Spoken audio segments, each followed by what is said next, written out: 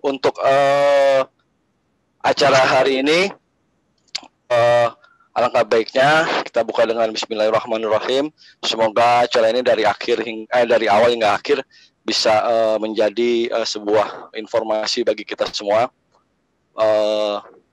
Untuk acara pertama, alangkah baiknya seperti biasa, mari kita sama-sama mendengarkan lagu kebangsaan kita, yaitu Indonesia Raya.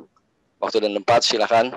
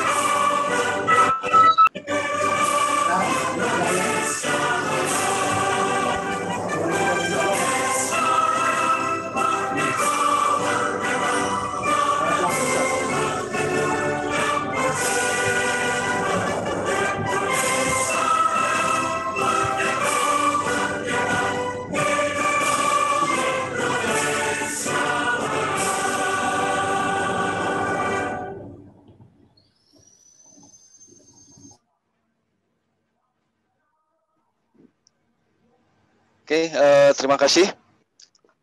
Untuk para peserta webinar siang hari ini, adapun untuk acara webinar kali ini adalah pengenalan fintech untuk kebutuhan UMKM dan milenial di era pandemi COVID-19 pada saat sekarang ini.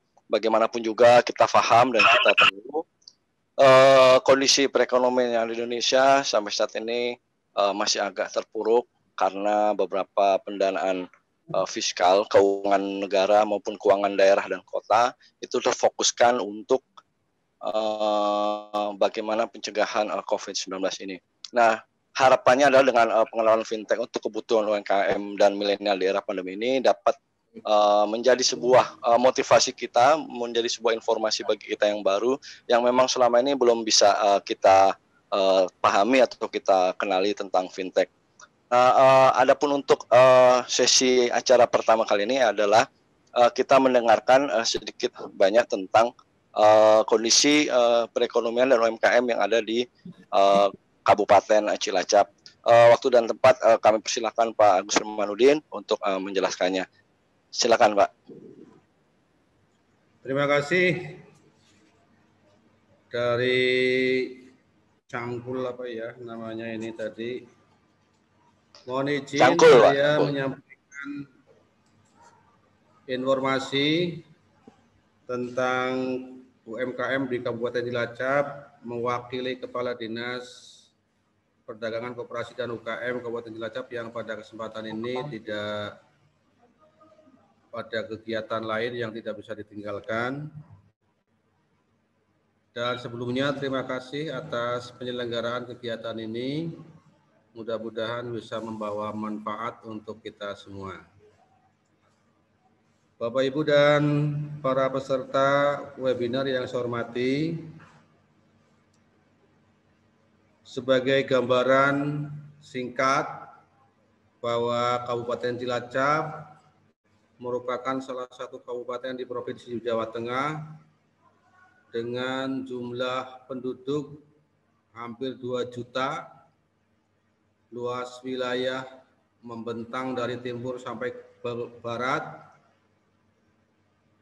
dari ada 24 kecamatan dan juga salah satu kegiatan atau mata pencaharian masyarakat itu banyak juga yang menjadi pelaku UKM, usaha kecil, usaha mikro, kecil dan menengah. Oleh karena itu, pada kesempatan ini sedikit akan kita berikan gambaran kondisi UMKM di Kabupaten Cilacap.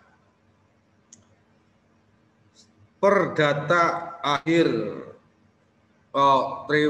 semester pertama tahun 2020 ini di Kabupaten Cilacap ada 19.343 yang terdata pelaku UMKM yang meliputi beberapa sektor usaha. Antara lain ada di bidang pertanian, peternakan, kehutanan, perikanan, pertambangan, kemudian industri pengolahan, makanan, minuman, kemudian juga ada jasa-jasa swasta, ada perdagangan, hotel, restoran, dan juga di bidang listrik, gas, air bersih.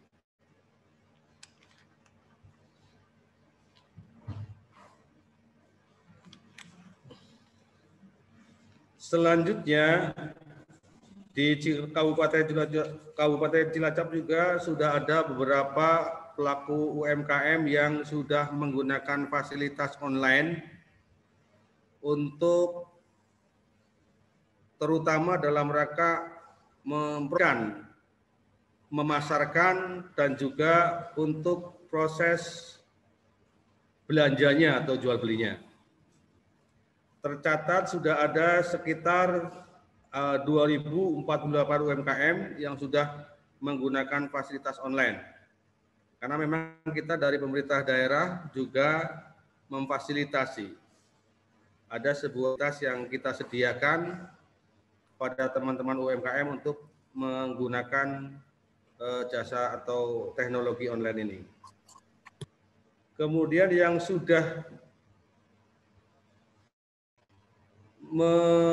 menjadi atau difasilitasi dengan e-commerce atau marketplace atau pemasaran digital itu ada 60 UMKM. Kemudian juga ada asosiasi-asosiasi yang secara mandiri dibentuk oleh para pelaku UMKM ini. Sementara ini baru ada 900 UMKM yang sudah membentuk asosiasi atau paguyuban menjadi yang terbagi dalam 7 jenis atau berdasarkan jenis usaha. Ada perdagangan beras, ada fashion, kuliner, herbal, reseller, kemudian batik, makanan dan minuman, kemudian ada juga gula, khususnya gula semut, gula kelapa, kemudian pengolahan hasil laut, juga ada pedagang kelontong. Selanjutnya, kami dari pemerintah daerah mempunyai program fasilitasi kepada para pelaku UMKM ini, antara lain adalah fasilitasi pemberian sertifikasi halal, sudah ada 87 UMKM, kemudian saran merek atau haki ada 76 UMKM, kemudian fasilitasi legalisasi usaha, izin usaha mikro kecil, mikro, kemudian juga NIB-nya, nomor induk perusahaannya, kita fasilitasi sudah ada. Dan juga ada yang kita fasilitasi untuk permodalan sebanyak 93 UKM. Kemudian ada beberapa pelatihan dan sudah tersasar sekitar 600 orang pelaku UMKM yang sudah mendapat fasilitasi pelatihan. Kemudian ada juga pelatihan peningkatan mutu yang berorientasi ekspor, yaitu khususnya untuk gula semut, ada 60 UMKM. Kemudian juga kita memfasilitasi pameran of expo baik di dalam negeri maupun di luar negeri. Di dalam negeri ada 48 UMKM dan yang di luar negeri 14 UMKM. Kemudian juga kita sudah memfasilitasi kemitraan UMKM dengan toko modern sebanyak 11 UMKM. Di belanja.com ada 60 UMKM.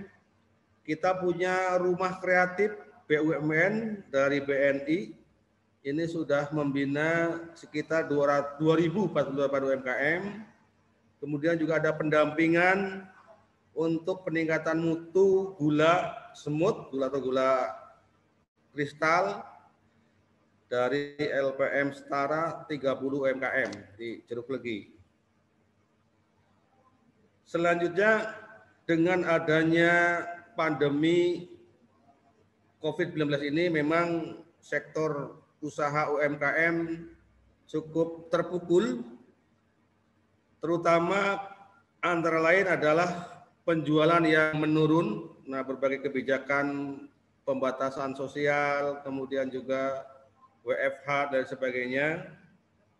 Kemudian juga kadang-kadang kesulitan mencari bahan baku, distribusi produksi yang terhambat, dan juga salah satunya adalah permodalan.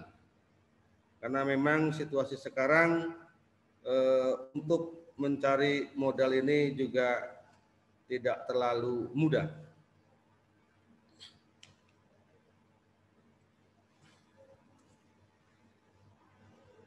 Selanjutnya ingin kami sampaikan juga bahwa UMKM di Kabupaten Cilacap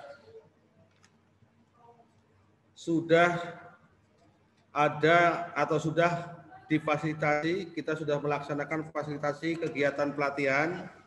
Ada beberapa pelatihan yang sudah kita laksanakan. Yang pertama adalah pelatihan UMKM Go Digital, kemudian pelatihan digital marketing bagi UMKM, ada juga pelatihan produk olahan, perencanaan usaha, strategi peningkatan omset penjualan, pelatihan melek sosial media, kemudian juga ada pelatihan branding produk, ada juga foto produk, bagaimana mengambil atau membuat angel foto produk yang bisa menarik, public speaking juga bagi UMKM, kemudian juga ada sosialisasi, restrukturisasi pinjaman dan subsidi bunga pinjaman bagi UMKM, kemudian juga ada sosialisasi peraturan perundangan bagi para pedagang kaki lima dan pedagang asongan. Di samping itu juga ada beberapa bantuan, baik dari pemerintah daerah maupun dari badan usaha negara, ada sarana usaha berupa gerobak dagang dan tenda.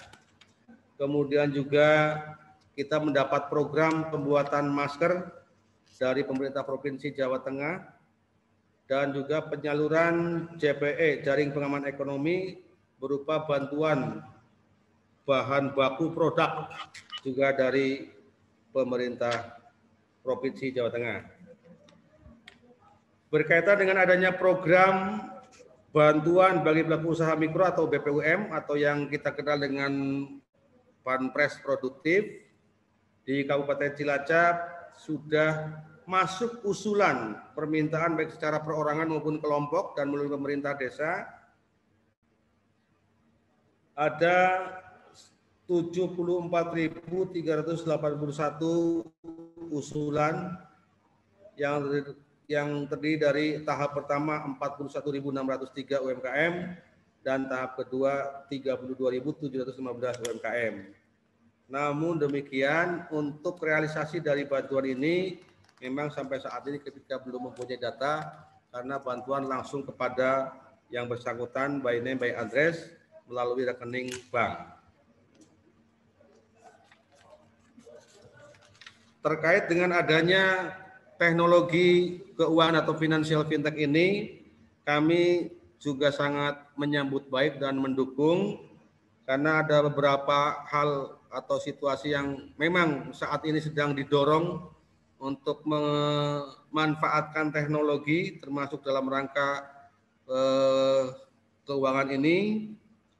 ada beberapa alasan yang bisa kita sampaikan dengan berkaitan dengan fintech ini. Yang pertama bahwa seiring dengan perkembangan dunia usaha yang diwarnai dengan teknologi informasi atau digitalisasi, maka kami juga mendorong seluruh pelaku usaha itu harus melek atau memahami dan bisa memanfaatkan perkembangan teknologi digital ini.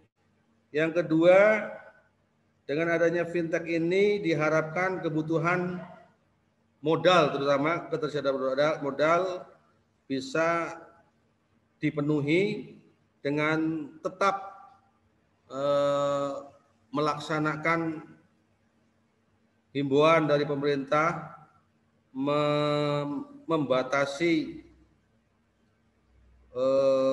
membatasi pertemuan langsung, sehingga fintech ini bisa menjadikan menjadikan fasilitas supaya fasilitasi pemenuhan kebutuhan modal atau untuk pelaku usaha ini bisa dipenuhi. Kemudian kita juga menghadapi masalah memang atau sedikit kendala, karena tidak semua para pelaku usaha mikro kecil ini yang sudah bisa memanfaatkan teknologi digital, terutama yang berkaitan dengan teknologi fintech ini. Sehingga memang perlu ada sebuah usaha yang maksimal dari para penyedia jasa fintech ini untuk senantiasa bisa memberikan upaya-upaya peningkatan kapasitas atau kapabilitas para pelaku usaha mikro untuk bisa memanfaatkan teknologi digital, khususnya teknologi keuangan ini atau financial teknologi ini. Kemudian juga perlu ada sebuah kejelasan hak dan kewajiban terutama kepada para nasabah atau calon nasabah, sehingga para calon nasabah ini tidak saja misalnya di promosi atau diberikan gambaran-gambaran yang menyenangkan saja, tetapi juga hal-hal yang sekiranya kemungkinan baik yang positif dan juga kemungkinan buruknya juga harus secara terbuka untuk pelaku usaha fintech ini diinformasikan kepada masyarakat. Kemudian juga mungkin perlu ada komparasi kebaikan atau keuntungan dengan memanfaatkan yang pinjaman non teknologi atau pinjaman yang konvensional. Kemudian juga masalah legalitas ini juga perlu disampaikan secara jelas bagaimana standar legalitas dari usaha fintech ini, karena mohon maaf kita juga tidak jarang pemberitaan di media baik elektronik maupun di media cetak, media online, ada juga masyarakat ternyata berbondong-bondong kepada pemerintah, kepada pihak-pihak yang terkait melaporkan adanya beberapa atau sebuah fasilitas pinjaman-pinjaman yang atau mungkin juga masalah seperti investasi online dan sebagainya seperti itu. Sehingga mohon sekali lagi kepada pihak yang penyedia jasa fintech ini betul-betul memberikan informasi yang terbuka, yang jelas, terutama masalah legalitas dari kegiatan fintech ini. Ini supaya kita tetap yang pertama menjaga kepercayaan, yang kedua jangan sampai ada permasalahan di kemudian hari. Harapan kami dari pemerintah seperti itu, justru jangan sampai adanya teknologi ini malah menjadi beban kepada masyarakat, dari keinginan atau tujuan ingin membantu malah menjadi beban atau tambahan. harapan kita semua saya yakin samalah seperti itu. Dan juga menjaga kepercayaan supaya penyedia jasa fintech itu juga bisa dipercaya oleh masyarakat. Barangkali itu apa-apa yang bisa kami sampaikan. Terima kasih sekali lagi atas penyelenggaraan kegiatan webinar atau Zoom meeting ini, dan mudah-mudahan kehadiran dari apa ini tadi namanya Cangkul Financial Technology, halo? Canggul ya? Ya, Cangkul Canda Kulak. Bisa ya. Ya, mohon maaf ini juga agak tidak lancar ini kelihatannya, itunya internetnya ini agak lambat.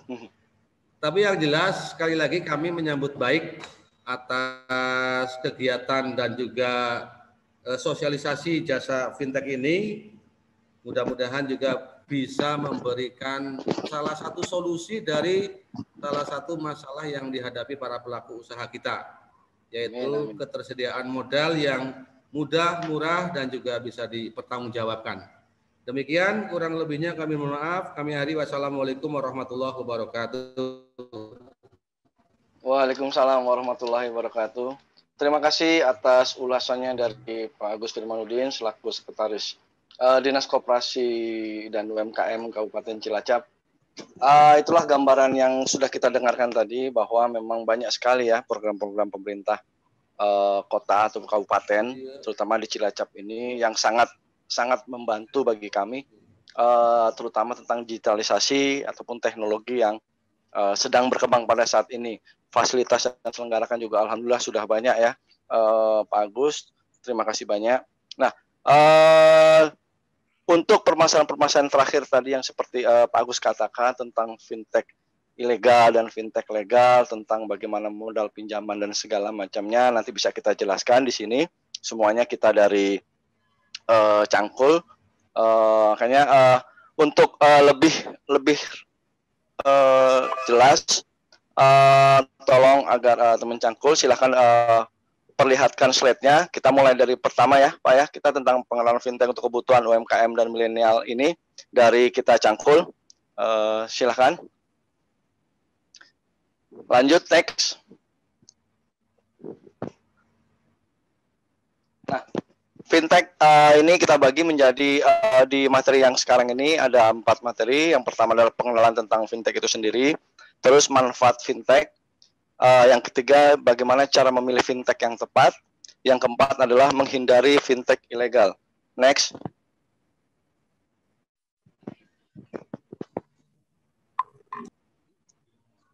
Apa itu fintech? Fintech itu adalah singkatan dari financial technology, atau kerap diterjemahkan dalam bahasa Indonesia itu adalah teknologi finansial. Fintech itu merupakan sebuah inovasi ya, yang bertujuan untuk menjadikan sebuah solusi bagi berbagai kebutuhan masyarakat, terutama untuk permasalahan keuangan, bagaimana agar aplikasi fintech ini dapat memudahkan berbagai macam transaksi yang praktis, efisien, dan efektif di perbankan.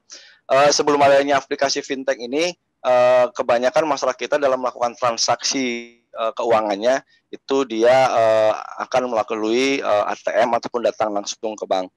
Sehingga dengan hadirnya fintech, masyarakat mendapatkan informasi bagaimana melakukan transaksi yang mereka butuhkan pada saat sekarang ini.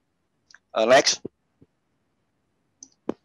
Nah, fintech yang berkembang ada di Indonesia itu sebenarnya ada 5 pada saat sekarang. Yang pertama itu adalah crowdfunding, yaitu penggalangan dana secara massal melalui sebuah aplikasi. Ini banyak contohnya seperti ketika zaman Pak B.J. Habibie membuat pesawat terbang, mengumpulkan dana dari masyarakat, ataupun sekarang juga banyak aplikasi-aplikasi tentang bantuan-bantuan pendanaan untuk anak-anak yatim piatu dan segala macamnya. Yang kedua adalah microfinancing, yaitu adalah jasa layanan keuangan dalam bisnis, ini startup ya, bisnis bagaimana ke depannya, aplikasinya seperti apa, bangunannya bisnis seperti apa, hingga mereka menjalankan sebuah kegiatan usahanya seperti apa. Yang ketiga adalah P2P lending service, atau dikenal masyarakat itu adalah pinjaman online. Nah, kebetulan sekali kita Cangkul bergerak di bidang P2P lending, sehingga guna memenuhi kebutuhan hidup masyarakat atau kebutuhan UMKM tanpa proses yang berbelit-belit. Yang keempat adalah fintech market comparison, yaitu perbandingan macam produk keuangan seperti KTA, KPR, dan lain-lain. Yang kelima itu adalah digital payment system, atau lebih dikenal ketersediaan pembayaran segala tagihan ya, seperti pulsa, listrik, kartu kredit, dan lain-lain. Seperti GoPay, OVO. Next.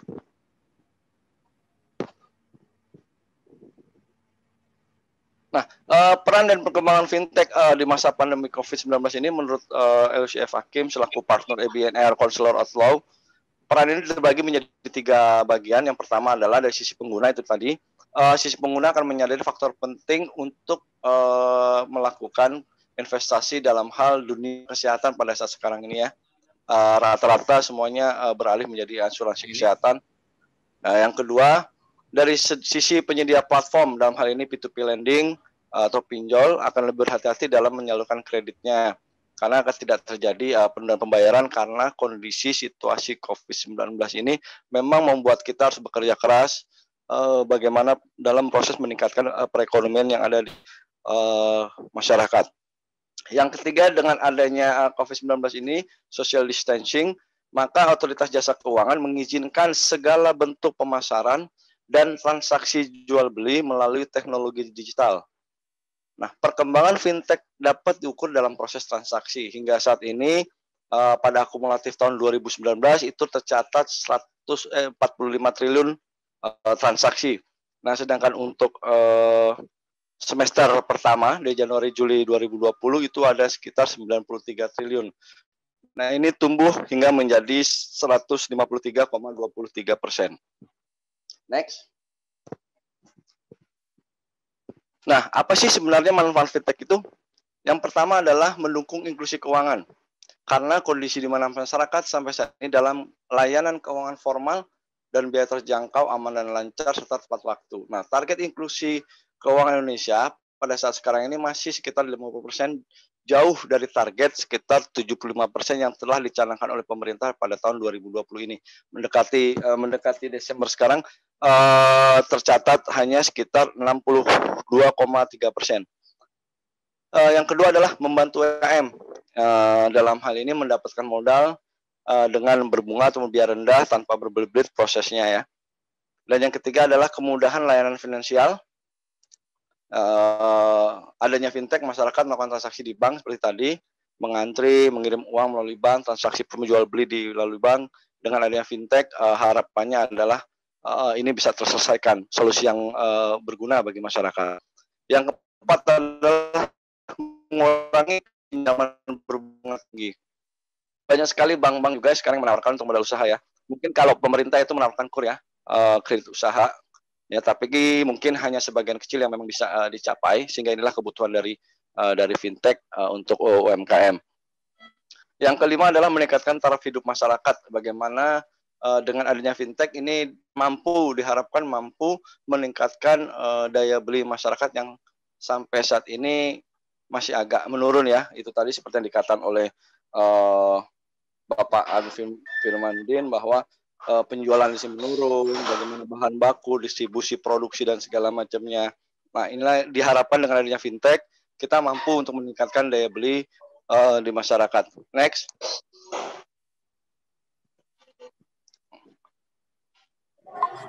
Nih, cara memilih fintech yang tepat seperti tadi gambaran terakhir dari Pak Agus bahwa banyak sekali saat ini aplikasi fintech yang beredar di masyarakat dengan harapan masyarakat teriming-iming dengan fintech-fintech ilegal.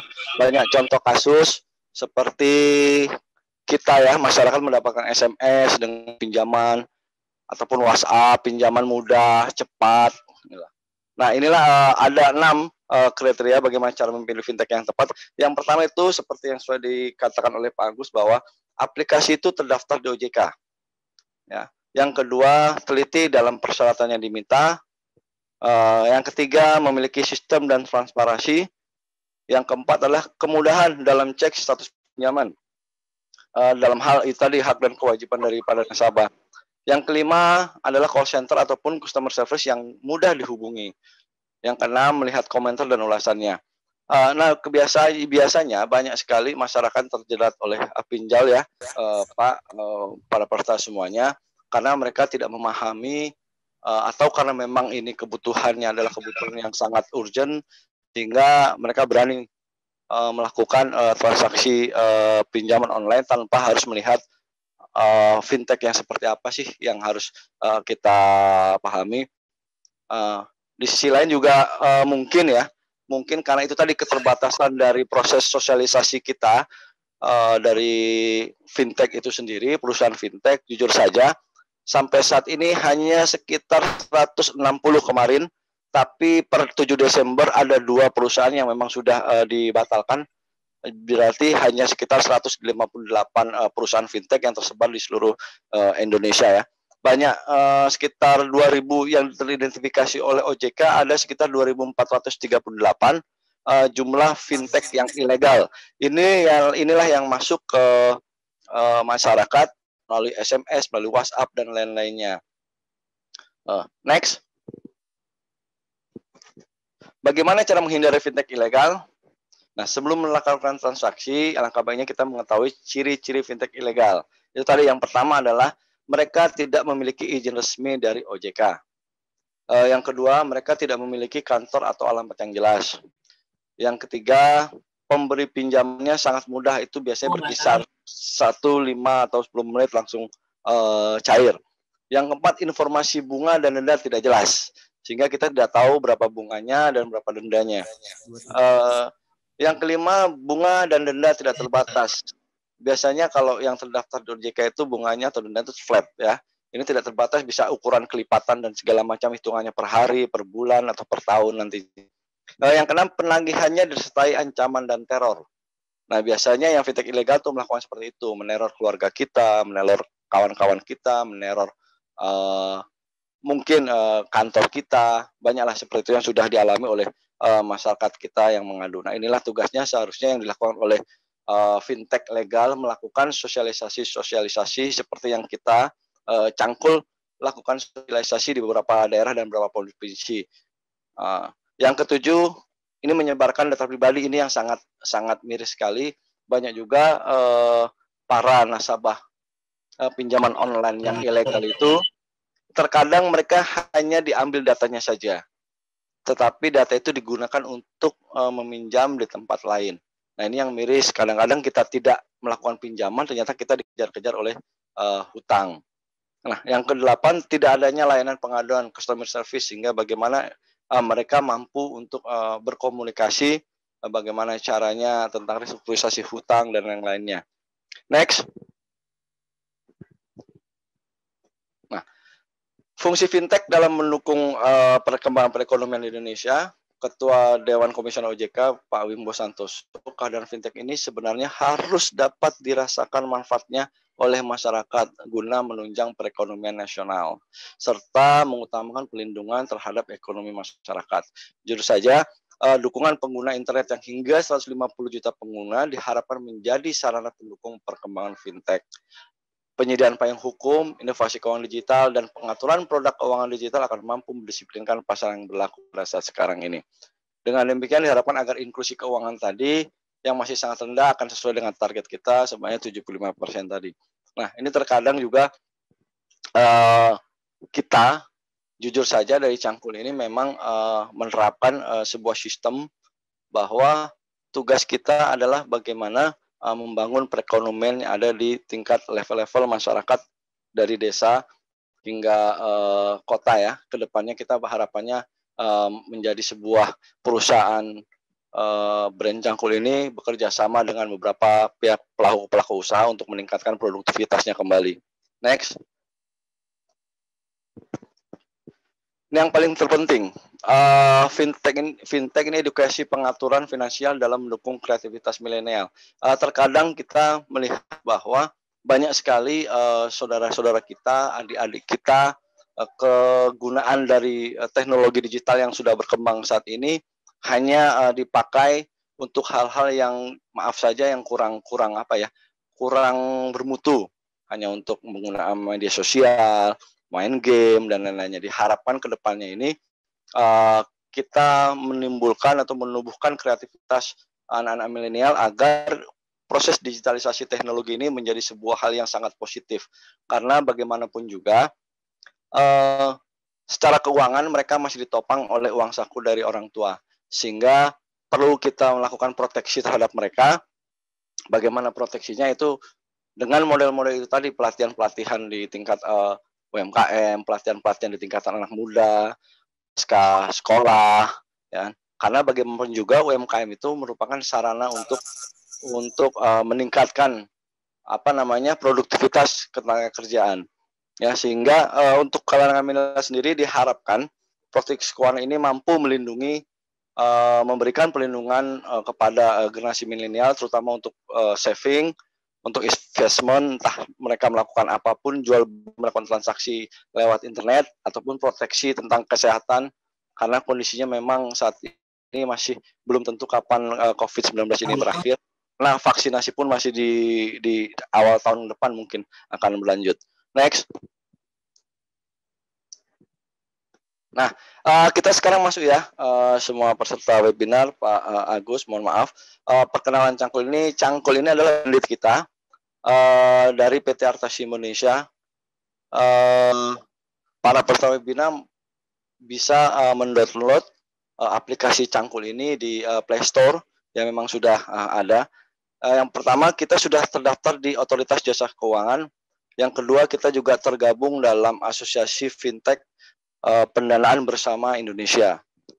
Ini bicara masalah legalitas tadi seperti dikatakan oleh Pak Agus Firmanuddin tadi ya. Next. Nah, Artesimo Indonesia atau branded kita tanda kolak berdiri sebagai perusahaan yang bergerak di bidang teknologi finansial dengan fokus peer-to-peer lending, tadi pinjaman online, dengan layanan pinjaman kepada sektor produktif. Ya, kepada sektor produktif seperti pelaku UMKM, industri rumahan, pemilik warung, pengrajin, pemilik toko kelontong, pedagang pasar, dan lain-lainnya. Secara tepat, aman, serta terpercaya sesuai dengan kebutuhan penggunanya. Next. Visi kita adalah itu tadi, menjadi perusahaan pembiayaan bisnis yang paling depan dalam hal pengembangan inklusi keuangan ya, yang masih rendah tadi di seluruh Indonesia, melalui pengembangan fintech yang akuntabel, transparan, dan profesional. Sedangkan misi kita adalah penggunaan artificial intelligence atau AI di jasa keuangan Indonesia. Yang kedua, mewujudkan industri fintech P2P lending yang sehat dan tertib. Inilah kita selalu mendorong pihak OJK untuk menertibkan beberapa perusahaan-perusahaan fintech yang ilegal ataupun selalu dievaluasi per semester tentang kondisi perusahaan fintech tersebut. Yang ketiga adalah mengembangkan kompetensi dan potensi sumber daya tim secara konsisten dan berkesinambungan. Nah, ini yang keempat, misi kita adalah bagaimana kita mampu mewujudkan dan membantu program pemerintah dalam hal pemberdayaan UMKM, sehingga kondisi perekonomian kita bisa sedikit terbantu. Next. Nah, ini sesuai yang dipesankan tadi oleh Pak Agus Firmanuddin tentang apa sih perbedaan fintech dengan bank pinjaman. Jenis perbedaannya bisa kita lihat di sini, bahwa untuk kegiatan usahanya bank itu menghimpun dana simpanan dari masyarakat umum ya. Bank juga menyalurkan kredit dan pinjaman untuk korporasi, UMKM, konsumen, retail, dan menjalankan berbagai transaksi pembayaran serta penjualan produk investasi.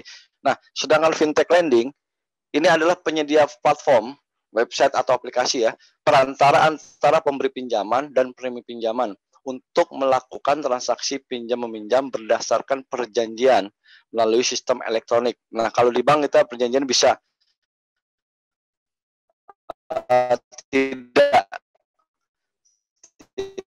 kita bertatap muka dengan tidak kita melalui sebuah sistem elektronik. Nah, perbedaan selanjutnya itu sumber dana pinjaman. Nah, untuk bank sendiri itu berasal dari tabungan, deposito, giro, modal pemilik, dan penerbitan surat hutang. Sedangkan untuk fintech lending, ini adalah sumber dana pinjamannya itu berasal dari orang atau badan hukum yang memiliki dana dan ingin meminjamkan kepada pihak lain. Itu perbedaan keduanya ya, sumber dana pinjamannya. Nah, sekarang perbedaan pemberi pinjamannya untuk bank itu sendiri, sedangkan kita adalah yang memberi pinjaman itu orang atau badan hukum sebagai pemilik dana, bukan perusahaan fintech lending. Ya. Nah, untuk perbedaan risiko penyaluran pinjamannya, untuk bank ditanggung oleh bank, sedangkan untuk fintech lending kita ditanggung oleh pemberi pinjaman itu sendiri.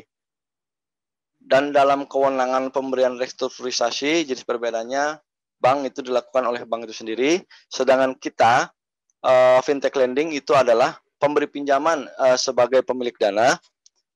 Perusahaan fintech lending hanya dapat memberikan restrukturisasi pinjaman setelah mendapatkan persetujuan dari pemberi pinjaman ya, atau pemilik dana tersebut. Nah, perbedaan yang terakhir itu pengawasannya.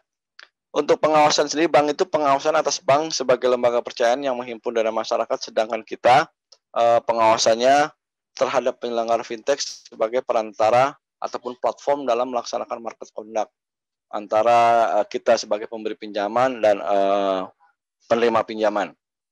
Nah, inilah perbedaan fintech lending dengan pinjaman bank ya.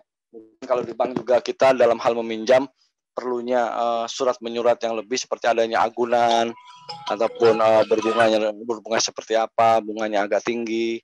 Nah, kalau di fintech lending itu bisa dilihat dari aplikasinya. Itu Cangkul kita sudah buat aplikasi di Play Store, itu bisa dilihat. Di situ kita sangat transparan, kita sangat terbuka bahwa banyak jenis bunganya seperti apa, beberapa temponya, tenornya, ya. Nah, next. Nah, ini lagi seperti yang diharapkan oleh Pak Agus Firmanuddin, bahwa memang ada kelebihan dan kekurangan dari fintech ini. Kelebihan pertama adalah kemudahan akses. Kemudahan akses seandainya memang internet ini berjalan dengan baik dan benar. Kayak tadi kita agak telat sedikit karena memang jaringannya memang sangat lemah ya. Kalau jaringannya internetnya kuat, akses pasti akan kuat. Yang kedua adalah lebih efektif dan efisien. Yang ketiga adalah kecepatan proses peminjaman. Yang keempat, pemanfaatan teknologi. Yang kelima, keamanan sistem informasi. Karena bagaimanapun juga kita berpegang pada undang-undang bahwa OJK minta kita untuk keamanan sistem informasi kita terjaga, baik informasi perusahaan maupun informasi nasabah itu sendiri. Yang keenam, membantu para pelaku UMKM ini yang terpenting. Makanya kita selalu bekerja sama dengan beberapa dinas UMKM di beberapa kota dan kabupaten yang sudah kita laksanakan. Sehingga ini gunanya diharapkan PT Cangkul mampu membantu dalam hal permodalan. Karena bagaimanapun kondisi ini permodalan sangat dibutuhkan untuk teman-teman UMKM untuk meningkatkan taraf hidup dan daya beli dan daya saing di masyarakat. Nah, sedangkan kekurangannya betul yang dikatakan Pak Agus bahwa diperlukannya smartphone yang terhubung dengan internet untuk mengakses layanan teknologi keuangan. Yang kedua ini tadi, minim pengetahuan tentang teknologi. Banyak juga masyarakat kita yang memang sampai saat sekarang sangat minim pengetahuannya tentang teknologi. Apa sih kegunaan tentang teknologi itu sendiri? Jangan-jangan masih juga banyak masyarakat terutama ya di daerah pedesaan-pedesaan yang memang masih agak lemah, yang memang internetnya masih agak susah sehingga teknologi itu hanya digunakan ya sebatas kebutuhan mereka pada saat sekarang ini.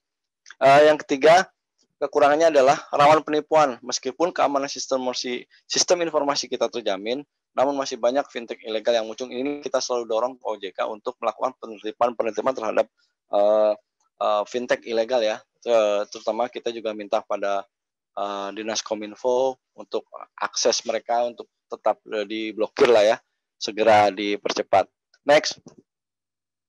Nah, inilah manfaat fintech kita Cangkul untuk UMKM. Kita menganggap bahwa seperti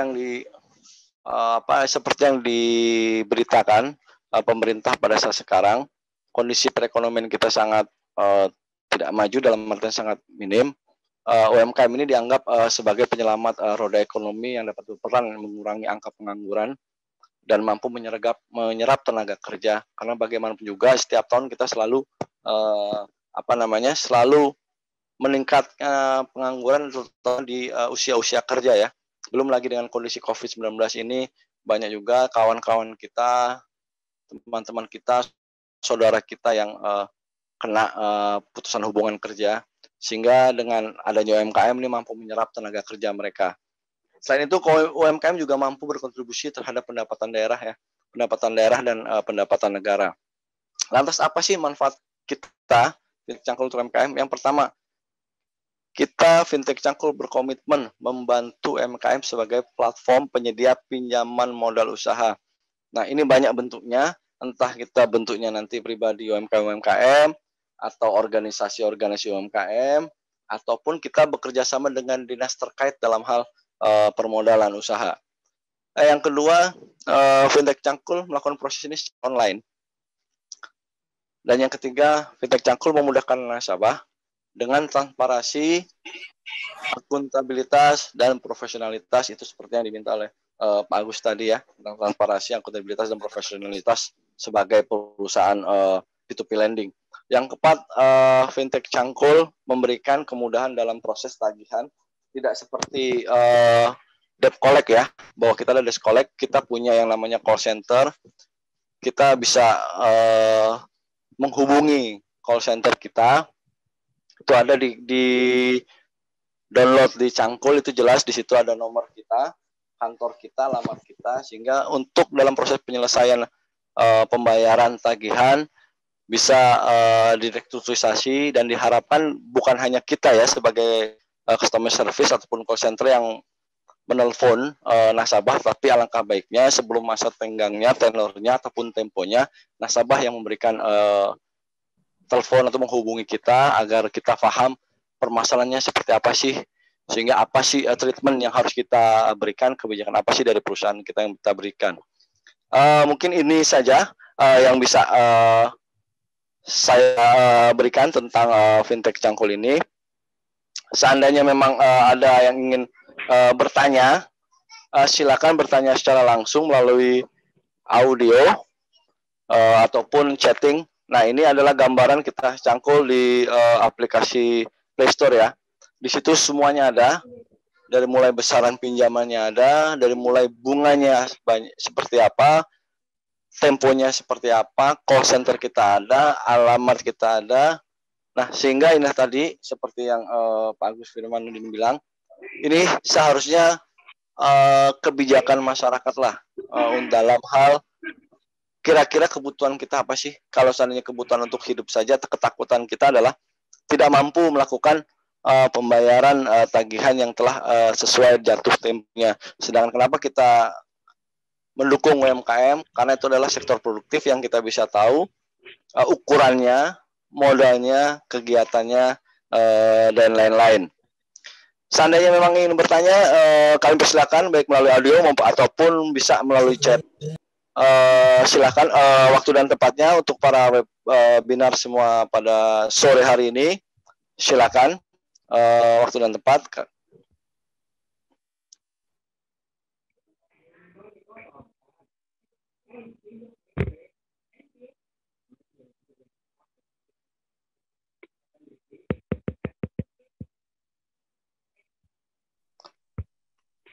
Ya, silakan para peserta.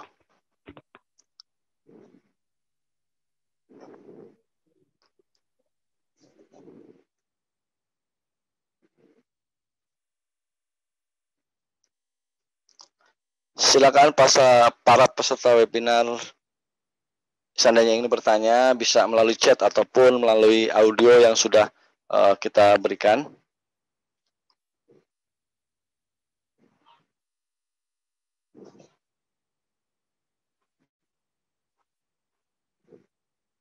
Ayo, ada yang bertanya?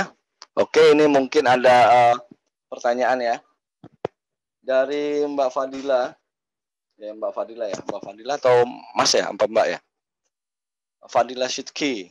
Nah, siang Mas Agung ya, untuk peminjaman harus menggunakan ATM dari bank ya? Enggak juga, enggak juga ada peminjaman bank dari ATM di bank. Bisa juga melalui transaksi keuangan digital ya. Entah bentuknya apa nanti bisa kita buat bersama sesuai dengan perjanjian. Yang pasti saat ini kita Cangkul bekerja sama baru dengan satu bank, yaitu dengan Bank BNI. Kemungkinan next ke depannya kita bisa bekerja sama dengan bank-bank yang lainnya, sehingga kebutuhan akan proses transaksi itu lebih mudah ya Mbak ya. Nah untuk saat ini selain BNI itu bukan belum bisa, kita bisa tergantung nanti prosesnya seperti apa. Ya kita kan ada juga keuangan digital yang bisa kita pakai, entah itu pakai OVO ataupun GoPay ataupun apa dan lain-lainnya. Itu bisa juga nanti tolong hubungi di customer service kita. Permodalan itu mau ditransferkan kemana asal kita mampu bertanggung jawab dengan baik dan benar. Mungkin itu aja Mbak Fadila. Next, ada yang lain?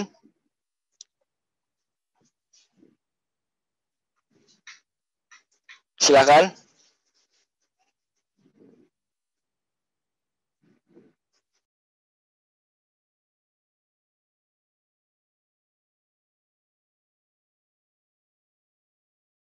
Ayo silakan yang lain kalau ingin bertanya baik melalui audio ataupun chat.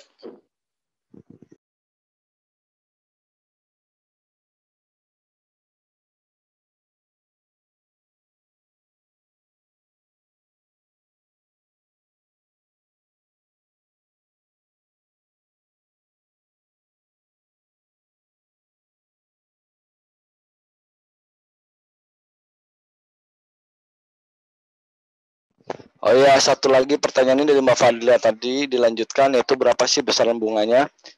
Jujur saja sampai saat ini bunga kita flat ya. Bunga kita flat 0,06%. 0,06% bunga kita flat ya, tidak mau meminjam berapapun jumlahnya, bunga kita tetap flat, tetap datar, tetap rata di 0,06%. Nah itu bisa dilihat dari aplikasi kita di Cangkul, silahkan di-download di Play Store, silahkan dibaca-baca di situ. Seandainya memang berminat melakukan peminjaman terhadap untuk perbantuan modal, silakan. Jika masih ragu dengan ulasannya silakan, karena jujur saja banyak ulasan-ulasan dari kita ya. Harus kita akui ada beberapa sistem kita yang memang agak lemah, yang harus segera kita perbaiki. Ada juga kritik dan saran ini bagi kita adalah sebuah masukan yang sangat besar untuk meningkatkan kita ya sebagai perusahaan P2P lending. Rata-rata memang harus kita akui bahwa kita juga sebagai pihak permodalan meminjamkan ini tidak bisa sembarangan. Kita juga melakukan beberapa verifikasi yang nantinya akan berguna juga bagi nasabah kita. Bagaimana ada punishment dan reward dari perusahaan, apakah itu nanti di approve ataupun tidak. Karena proses ini karena tujuan kita adalah membantu para UMKM yang ada di seluruh Indonesia ya, bukan untuk pribadi-pribadi untuk kebutuhan hidupnya masing-masing. Mungkin itu aja.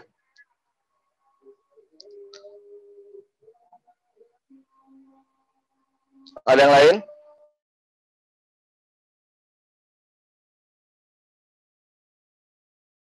Kalau jadi angel. Silakan bertanya di chat saja. Mungkin karena waktunya sudah memasuki azan asar, mungkin kita break. Silakan ingin yang bertanya di chat biar selesai azan nanti bisa kita menjawabnya. Terima kasih.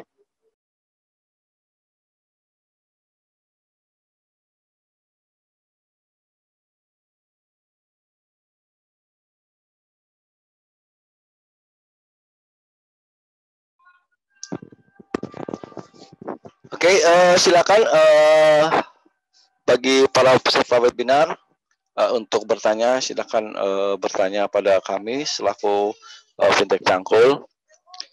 Ataupun kalau memang ada yang ingin bertanya langsung kepada Pak Agus Firmanudin,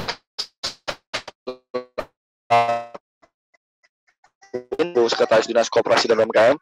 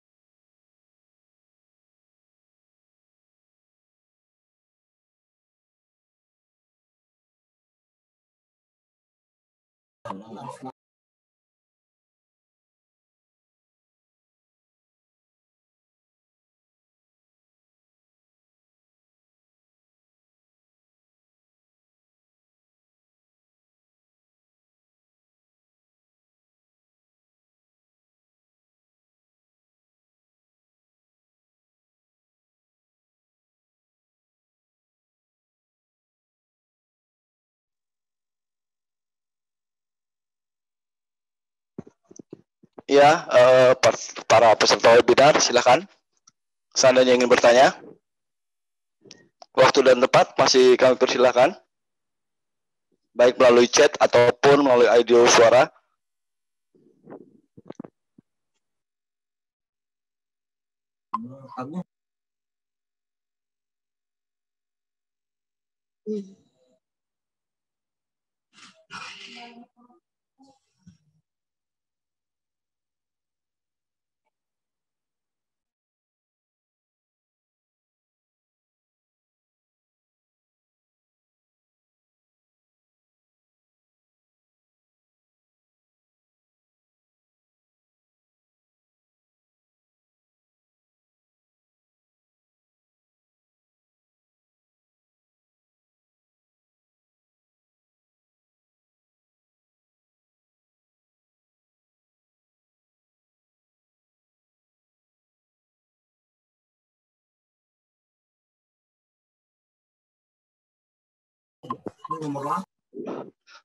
Oke, silakan. Masih ada pertanyaan, tidak? Silakan. Masih ada pertanyaan untuk kami di acara webinar ini. Silakan para peserta webinar mengenai fintech, cangkul, dan yang lainnya.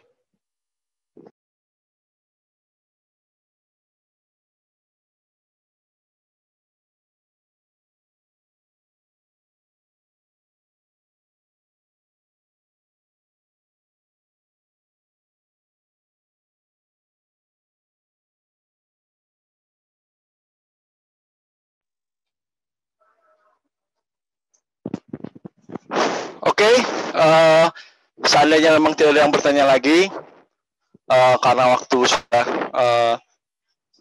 menjelang sore, mungkin masih banyak kegiatan yang dilakukan oleh peserta webinar pada sore hari ini. Mungkin ada nanti di lain hari kita mampu berkomunikasi. Silahkan download Cangkul, pelajari isinya, perusahaan kita, lihat bunganya, lihat temponya. Di sinilah dibutuhkanlah kebijakan dari kita semua dalam hal melakukan pinjaman, kegunaannya untuk apa. Nah, terima kasih sebesar-besarnya untuk Pak Sekretaris Dinas Koperasi dan UMKM Kabupaten Cilacap, Pak Agus Firmanuddin, yang telah hadir bersama kita. Terima kasih juga untuk para peserta webinar sore hari ini. Untuk acara webinar sore hari ini kita tutup. Terima kasih semuanya. Wabillahi taufiq wal hidayah. Wassalamualaikum warahmatullahi wabarakatuh. Waalaikumsalam warahmatullahi wabarakatuh.